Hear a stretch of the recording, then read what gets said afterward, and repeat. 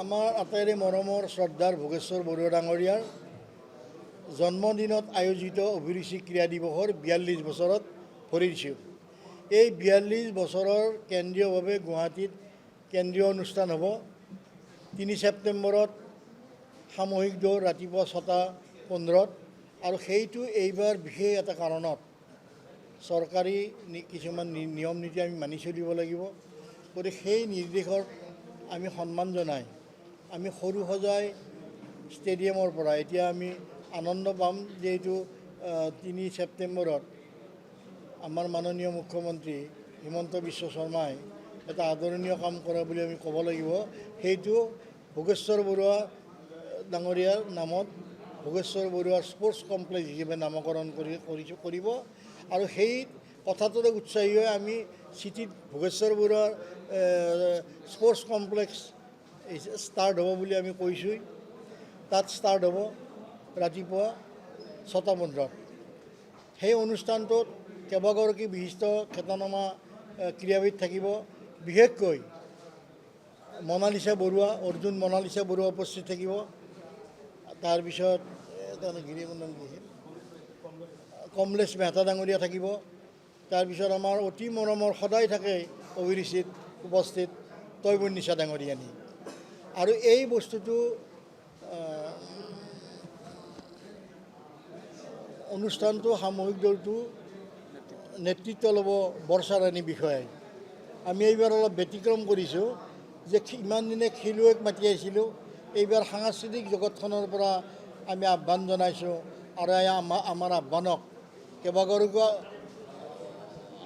ভাল পাইছিল, অহাৰ কাৰণে উদ্যম লৈছিল যদিও বিশেষ কাৰণবশতঃ এইবাৰ তেওঁলোকে আহিব নোৱাৰিলে যদিও বৰ্ষা ৰাণী বিষয়াই তেওঁ আমাক এই অনুষ্ঠানৰ নেতৃত্ব ল'বলৈ সামূহিক দৌৰৰ নেতৃত্ব ল'বলৈ আমাক আশ্বাস দিছে, কথা দিছে। তাৰপিছত আমাৰ যিটো বৰ জনপ্ৰিয় অনুষ্ঠান হৈ উঠিছে এতিয়া আন্তঃশিক্ষানুষ্ঠান PT আৰু ডেন্স কম্পিটিশ্যন, সেইটো ইয়াত নেহৰু ষ্টেডিয়ামতে হ'ব। আগৰ নিচিনাকৈ প্ৰায় 50ৰ অধিক স্কুলে যোগদান কৰিব বুলি আমি ইতিমধ্যে আমাৰ ওচৰলৈ আহিছে। গতিকে এই অনুষ্ঠানটো আমি আশা কৰিছোঁ সুন্দৰভাৱে হ'ব। তাৰ 4 তাৰিখে আমি নেহৰু ষ্টেডিয়াম ইনডোৰ হলত যোৱা বছৰটোক ভাৰতীয় দলক প্ৰতিনিধিত্ব কৰা খেলুৱৈসকলক সন্মান জনাম আৰু তাৰ উপৰিও কেইজনমান বিশেষ ব্যক্তিক ক্ৰীড়া সংগঠক আৰু খেলুৱৈক আৰু স্কুল প্ৰধানক আমি সন্মান জনাম। আমাৰ 4টা ইতিমধ্যে আপোনালোকক কৈছোঁই, আমি 4টা বিশেষ বঁটা আছে। RG বৰুৱা এৱাৰ্ড, তাৰপিছত চন্দ্ৰনাথ চক্ৰৱৰ্তী এৱাৰ্ড, চিদানন্দ দাস কোচিঙৰ কাৰণে দিওঁ সেইটো এৱাৰ্ড আৰু যোগেশ শৰ্মা এৱাৰ্ড। এই 4টা দিয়াৰ পিছত আৰু আমি কেইগৰাকীমান বিশিষ্ট ব্যক্তিকো হয়তো সুবিধা হ'লে আমি এই অনুষ্ঠানক আদৰণি জনাম। আৰু গোপাল বৰুৱা ডাঙৰীয়া, যিয়ে এটা সময়ত অসম টেবুল টেনিছক মনালিছাৰ দেউতাক মনালিছা বৰুৱাৰ বহুখিনি আগুৱাই নিয়াৰ ক্ষেত্ৰত সহযোগ কৰিছিল। গোপাল বৰুৱা ডাঙৰীয়াৰ নামত আমি 2জন প্ৰমিজিং স্পৰ্টছমেনক সম্বৰ্ধনা জনাই আহিছোঁ। গতিকে আমাৰ এই অনুষ্ঠানটোৰ মূল স্কুলৰ অহা যোৱাৰ কাৰণে কিছু সুবিধা আমি কৰাৰ ব্যৱস্থা কৰিছোঁ জগিঙৰ কাৰণে। আৰু স্পৰ্টছ কুইজ 4 তাৰিখে আন্তঃশিক্ষানুষ্ঠান ক্ৰীড়া কুইজ প্ৰতিযোগিতা হ'ব নেহৰু ষ্টেডিয়ামত 10 বজাত।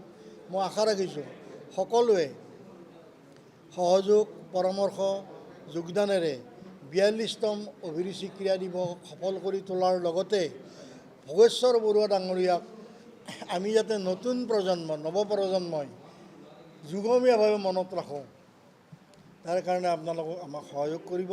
আমাৰ যিটো উদ্দেশ্য ভোগেশ্বৰ বৰুৱা ডাঙৰীয়া অমৰ হৈ থাকক অসমৰ ক্ৰীড়া ক্ষেত্ৰত। আমি যিটো জানিলোঁ আমাৰ ল'ৰা ছোৱালীও জানক, সেইটো আশা ৰাখিছোঁ। আৰু অভিৰুচি ক্ৰীড়া দিৱস বিভিন্ন প্ৰান্তত যিধৰণে আয়োজন কৰি এই অনুষ্ঠানটো এটা ৰাজ্যিক পৰ্যায়ৰ অনুষ্ঠানলৈ ৰূপান্তৰ কৰিলে সেইসকলক মই ধন্যবাদ জনাইছোঁ। মই স্পনচৰসকলক ধন্যবাদ জনাইছোঁ, মই আপোনালোকৰ নামবিলাক কৈছোঁ। যিকোনো খবৰৰ বাবে যোগাযোগ কৰক 7099017330 লগতে 7099017110 নম্বৰত।